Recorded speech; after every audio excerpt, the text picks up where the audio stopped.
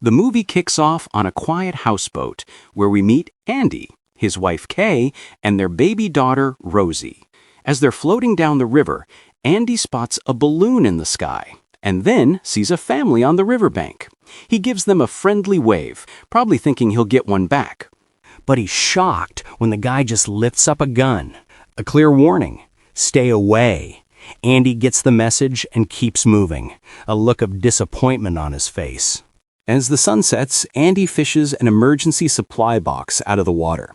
We learn that the government dropped these everywhere after a nasty virus swept the globe, turning most people into zombies. Inside the box is a lethal injection. See, if you get bitten, you've only got 48 hours before you turn. Kay is worried. She tries to convince Andy they need a real plan, that they should head for a nearby village because their food is running out. They've been on this river for weeks, but Andy shuts it down. He says the river is the only thing they know, the only thing that's safe from the zombies on land. Kay argues back, saying they can't live on the water forever, and they have to think about their daughter, Rosie, before it's too late. Upset, she walks away, leaving him alone.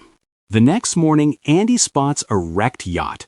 He decides to check it out alone, hoping to find something useful. The yacht is empty, but it's loaded with canned food and supplies. It's a gold mine. He starts grabbing as much as he can. Suddenly, he hears a strange noise from deeper inside the yacht.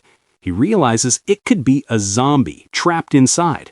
Not wanting to risk it, he takes the food he gathered and gets out of there. When Kay sees the mountain of food, she's stunned and asks where he got it. He tells her about the wrecked yacht and that there's enough food on it to last them for 3 whole months. She asks if it's safe to go back, but he reassures her he'll be the one to go get supplies. While Andy goes to get some rest, Kay's curiosity gets the better of her. She decides to go to the yacht herself, thinking she might find other things they need. She sneaks over without Andy knowing, and while she's searching, she hears that same creepy sound. She gets spooked and turns to leave, but in a terrifying moment, something attacks her from behind and drags her down. A little later, Andy wakes up to the sound of baby Rosie crying. He gets up and sees blood on the floor of the boat. He rushes to the bathroom and knocks on the door. When Kay opens it, he sees the horrifying truth: a bite mark on her leg. She knows the countdown has started. Only 48 hours until she turns. She puts on her watch and sets a timer for the time she has left. Andy tries to bandage her wound as she apologizes to him. He insists he'll find a cure, but she's already opening an emergency kit and taking out the lethal injection, ready to end things herself.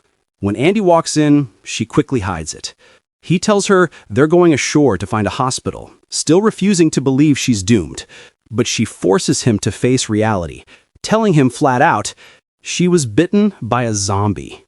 Andy explodes with anger and helplessness, but he's determined to get her to a hospital, so he looks on the map for anywhere that could possibly save her. But Kay reminds him, she's already infected. Even if they reach the hospital, she'd die before getting the treatment. Andy insists they need to rescue her for her baby. In another part of the world, we meet a young Aboriginal girl named Thumi. We see her dropping a piece of meat into a deep pit. We find out she's keeping her father, who is turned into a zombie, trapped in there, feeding him every day. Meanwhile, Andy and Kay find an abandoned car. As Andy is filling it with gas, Kay spots a zombie getting closer. To warn him without making a sound, she flashes the car's headlights. Andy gets the signal, jumps in the car, and they speed off. But as they drive, Kay's condition gets worse. The transformation is beginning. She demands he stop the car, threatening to jump out if he doesn't. Andy pulls over. She gets out, furious that he won't just leave her and save their daughter before she becomes a danger to them both. Andy just holds her close, promising he'll never abandon her. After she calms down, she refuses to get back in the car, insisting she won't go any further. In a heartbreaking moment, Andy has to physically carry her back to the car to continue their journey to the hospital. Distracted and worried about his wife, Andy doesn't see a zombie stumble into the middle of the road. He swerves, and they crash hard into a tree. He checks on Rosie, then turns to his wife and is horrified by what he sees. A tree branch has impaled her. Exhausted, he passes out.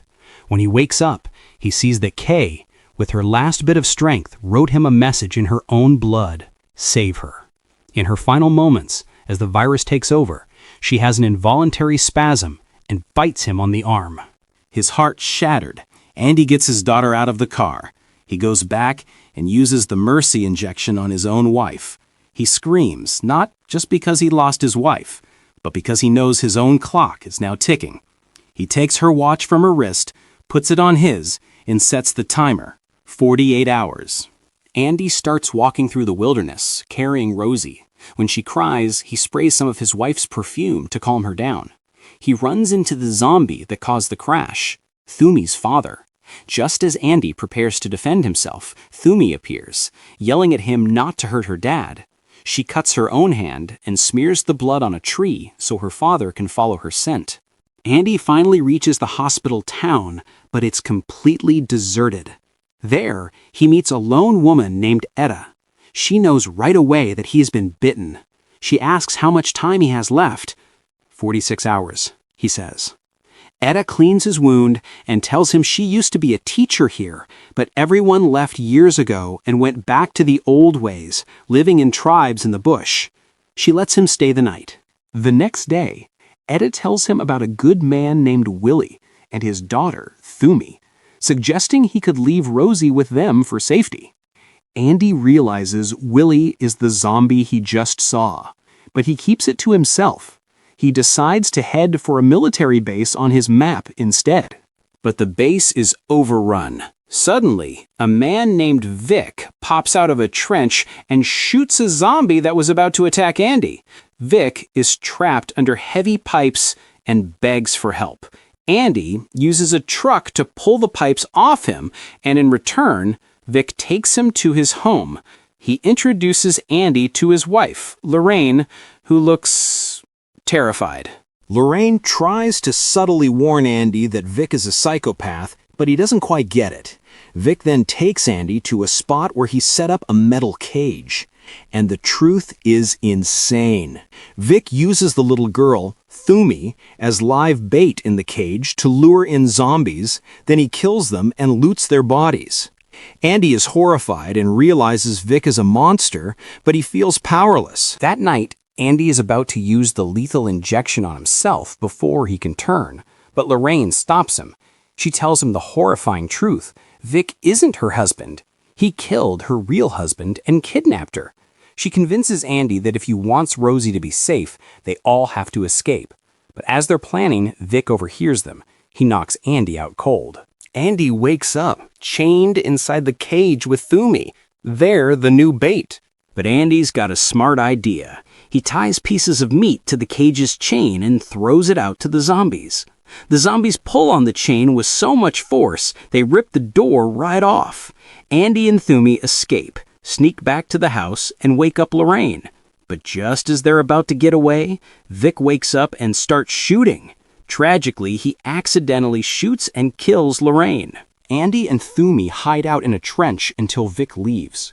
The next morning, Thumi tells him her tribe's leader might have a magical cure, but Andy tells her there's no cure, trying to gently crush her false hope.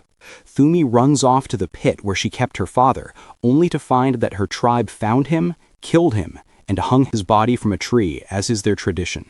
She breaks down, completely devastated. With only 9 hours left, Andy's symptoms are getting worse.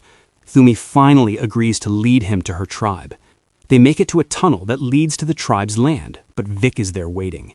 In the dark tunnel, Andy pretends to be one of the dormant zombies. When Vic gets close, Andy attacks him. A struggle breaks out, a gunshot rings out, and Vic emerges, having shot Andy. But Vic is completely broken over Lorraine's death. He gives up. He just lets Andy take Rosie and walk away. Andy, Thumi, and Rosie continue on. As the infection takes its final hold, Andy gives Rosie to Thumi. He ties a piece of meat to the end of a stick and tells her when he fully turns, she needs to use it to lead him. He even puts cotton in his mouth so he can't bite anyone. Finally, they approach the tribe's land. The warriors see what looks like a zombie coming out of the mist and prepare to kill him. But then the image becomes clear. It's Andy carrying Thumi and Rosie on his back. being led by the piece of meat, just like he planned. Thumi's mother runs to her daughter. Baby Rosie is taken to safety. As the tribe's leader moves end to end Andy's suffering, Thumi tells him to wait. She pulls out Kay's perfume from Andy's bag and sprays it on him, so he can feel his wife is with him in his final moments. Then she gives the leader a nod. He thrusts the spear, ending Andy's pain. In the final scene, we see Thumi and Rosie living safely with the tribe. Andy's tragic journey is over, but he succeeded. He got his daughter to safety,